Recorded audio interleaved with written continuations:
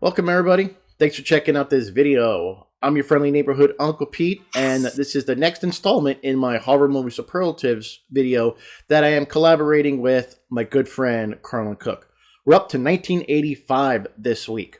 So after you watch this video, don't forget to go to Carlin's channel. Link will be in the description. And watch his video. It's going to have the same title as this one.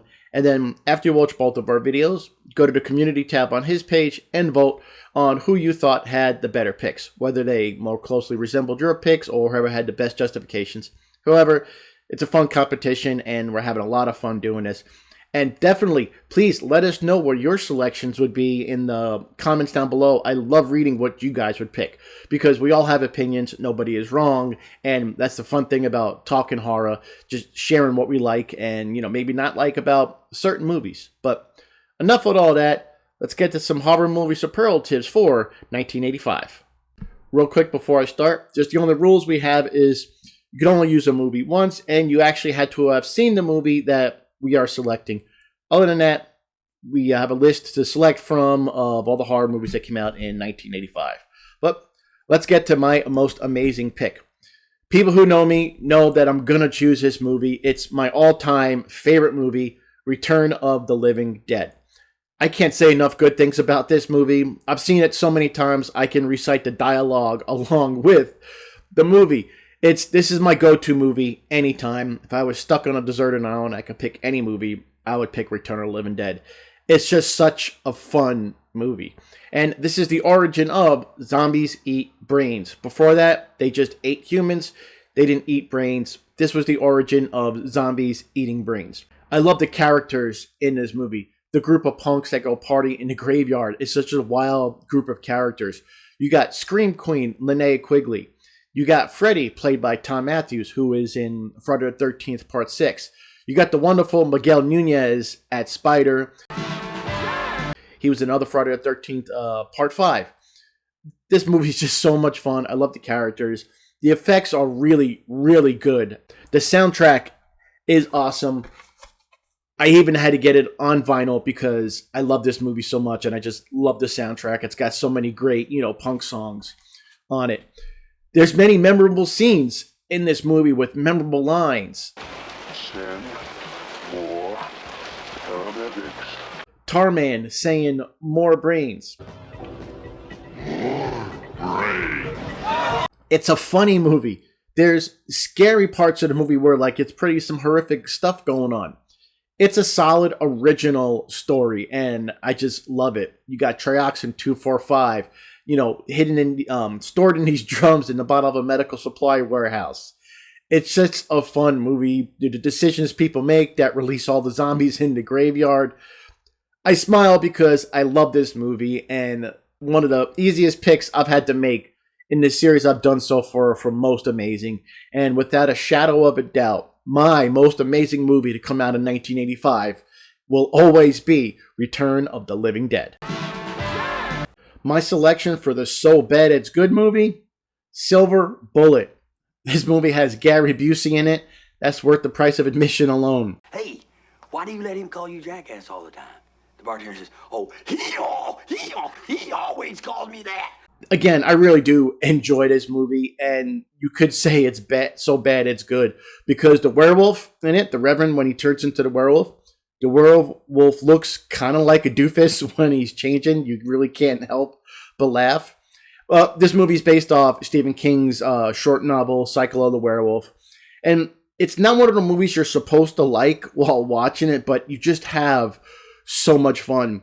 Gary Busey, it just chews up so much scenery because, of course he does. He's Gary Busey, but that's what makes this So Bad movie so good because it makes it so enjoyable. It has some campy moments of humor that really go well with Gary Busey as Uncle Red. But he's likable. Even Corey is likable. He's got this really cool wheelchair called Silver Bullet. It's just a fun movie. It's not the greatest movie ever. It's not really a good movie per se because it's got a lot of issues with it. But it's a fun movie to watch with a group of friends, and it's my pick for the So Bad It's Good movie of 1985. And for the most WTF movie, the stuff, because you can't get enough of that wonderful stuff. This is a blast of a movie. Michael Moriarty as Mo Rutherford is gold in this movie. That's a sweaty palm. That's two sweaty palms. Ah, that's another sweaty palm. His scenes will make you say, WTF. His line delivery is just chef's kiss awesome. I don't think you're quite as dumb as you appear to be. No one is as dumb as I appear to be. You just can't help but love him in this movie. Directed by Larry Cohen, and I think his name goes really well with WTF movies. Movies about an ice cream-like substance that comes up from the ground that is sentient, and it's almost like a Blob ripoff, but it's this white ice cream-like substance coming out of the ground. And I even love in the beginning when this old man finds this white stuff bubbling from the ground. He just sticks his fingers in it and tastes it. It makes you go, what the WTF? The effects are fun and wild, and even at the end with Chocolate Chip Charlie, what happens to him, those effects are just wild. It's a crazy, crazy fun movie, and easily a pick for the WTF movie of 1985. Now for the best gore category. I can see Carlin picking this movie for most amazing. I can see many people picking this movie for most amazing, but I love Return of the Living Dead too much, but this one was a close contention. I picked it for best gore, and it is Reanimator. This is an icon movie of the 80s, in the history of horror. Reanimator is easily in a top 10 list of some of the best horror movies ever made, and it deserves it. It's just an incredible movie. The effects were done by Tony Dublin, who created the effects for Dr. Hill's Headless Body, which looks great. It's an excellent effect that definitely still holds up to this day. If this movie was made today, it would use CGI and it wouldn't be half as good. One thing I really enjoy about the gore effects is they're believable when you see it. And there's some really gross and horrific scenes in this movie. And I love the attention to detail with the effects, because when they're in the morgue and all these corpses get reanimated, it's not just corpses lying on slabs. You actually can see how these people died in real life, and that comes through in the effects. I believe, whether it was a shotgun blast or a motorcycle accident, each of the reanimated corpses look specific to the way they died. And that's some really great attention to detail done with this movie and the gore effects. When Dr. Hill's body explodes at the end with the overdose, it just looks fantastic. Just the lighting, the cinematography, it's so great. And again, Dr. Hill's Headless Body still holds up to this day. Easy pick for me for the best gore to come out in 1985. Now for the most unique. This selection was a little tough for me when I looked at the list of all the horror movies that come out in 1985, of all the ones I've seen. And this is the one that stood out the most to me for being unique. I went with The Bride. This is such a good movie, and I could even put this in the most underrated. I just enjoy this movie. You got Sting, who was a well-established musician, in the lead role as Dr. Frankenstein.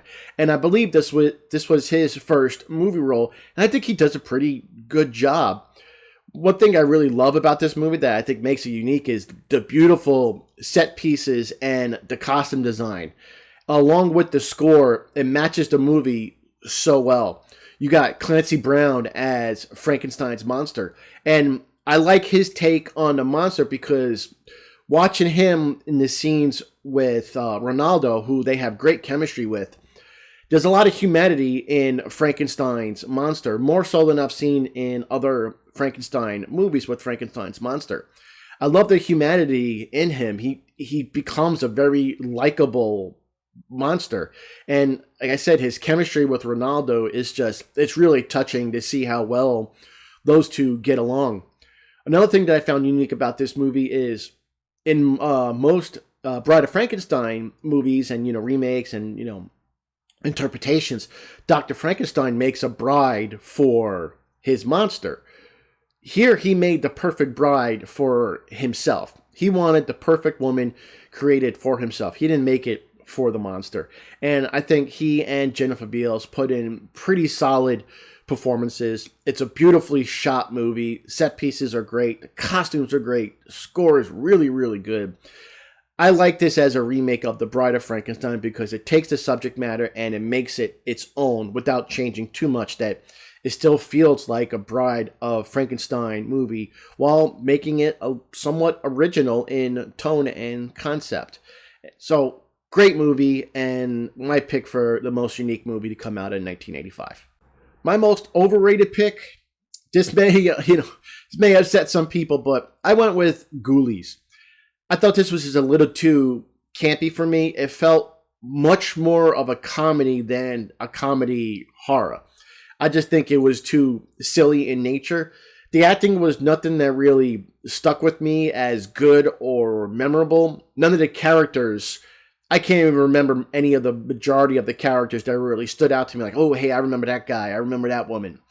Just didn't really do it for me. Not a bad movie, but I think other small creature movies just did it better, especially Critters, Hobgoblins, which is an incredible movie, and even Munchies. They're similar little small creature movies that I think just did it better at matching the comedy and the horror aspect, having a little bit more memorable characters in it. Not a bad movie, I should say, but people do love it, and I don't knock them for it. If you love this movie, that's great. To me, it's just a little overrated, and that's why I picked it. And finally, my selection for the most underrated horror movie to come out in 1985. This one may be controversial for some people. I went with Nightmare on Elm Street 2, Freddy's Revenge. This movie is not half as bad as people make it out to be. It's a solid horror movie, and I think it's a solid Nightmare on Elm Street movie. People make it say it's the worst movie in the franchise, and I disagree. I like it better than The Dream Child and Freddy's Dead, and I think I may even like it better than The Dream Master. It's not a bad movie. This movie gets a bad rap because people say it's the worst movie because it's a gay movie with Jesse, but I'm not going to dislike a movie because of that. I think the gore effects are outstanding when Freddy pulls his head back and you see his brain pulsating. And I think my favorite scene in the movie is when Jesse is in Grady's bedroom and Freddy starts, the claws start coming out of his fingers and he scratches, rips his chest open and Freddy climbs out. And Grady's performance, he's seeing this horrific thing, this demon climbing out of his best friend's body. And he's banging on the door, calling for his dad. Such a crafted scene with the effects, and Grady, his acting is just so good. It's not fair to dislike this movie because of the gay undertones in it. It's not a perfect movie. It does have some issues, but all movies do. It's a fun movie. It's got great effects, great gore. I like how their story is a little bit different from the first Nightmare on Elm Street. It's not so much he's killing you in your dreams. Freddy is now using Jesse, trying to take over his body. Now, I will give you the ending is kind of silly, that Jesse is overcoming Freddy, taking over his body with the love of his girlfriend. Yeah, there are some undertones in there. I'm not going to deny it, but that doesn't make it a bad movie. Now, after I watched the documentary Scream Queen, My Nightmare on Elm Street, I gained a much better appreciation for this movie listening to Mark Patton and what he went through making this movie. I have to recommend that documentary. It's really, really good. It's on Shudder, and give it a watch. If you dislike Nightmare on Elm Street 2, give that documentary a watch, and I hope it will do for you what it did for me and give you a much better appreciation for this movie. Nightmare on Elm Street 2, Freddys Revenge, is a good movie, doesn't deserve the bad rap it gets, and it's my selection for the most underrated horror movie that come out in 1985. There we go, ladies and gentlemen. Those are my selections from Horror Movie Superlatives in 1985. Quick summary. Most amazing, for me, it's always going to be Return of the Living Dead. So bad it's good movie. Silver Bullet, Gary Busey is awesome in this movie. WTF movie, can't get enough of that wonderful stuff. The best gore, one of the greatest horror movies ever made, Reanimator. The most unique horror movie, The Bride. Most overrated, Ghoulies. And my most underrated horror movie, Nightmare on Elm Street Part 2, Freddy's Revenge. Again, thanks for checking out this video. I really appreciate it. Now, if you haven't already, go to Carl's channel. Again, link in the description. Watch his video on the same year and then go to the community tab and vote on who you thought had the better picks. We really appreciate it. Like I said at the beginning of the video, don't forget to give us your picks in the description below. In the comments below, I should say. I'd love to, read what your picks are. It's great to hear other people's opinions, how other people interpret movies. And let me know why you enjoy these movies and why you selected them in their categories. It's great to learn and, share all these ideas that we have. So, again, I want to thank you for checking out this video. And if you haven't already, I would really appreciate it if you hit that subscribe button. I'm trying to grow this channel. I'm having a lot of fun doing it. And I would love if you take this journey with me. These horror movie superlative videos come out every Wednesday, and my original series, Nails in the Coffin, those videos come out every Friday, and Friday the 13th just passed, and taking a heck of a big franchise covering all the Friday the 13th movies, so you don't want to miss those, so please hit that subscribe button. Again, I appreciate everybody. Take care of yourselves, take care of each other, stay happy, stay healthy, stay safe. I am your friendly neighborhood Uncle Pete, and remember, with great kills, there must also come great nails.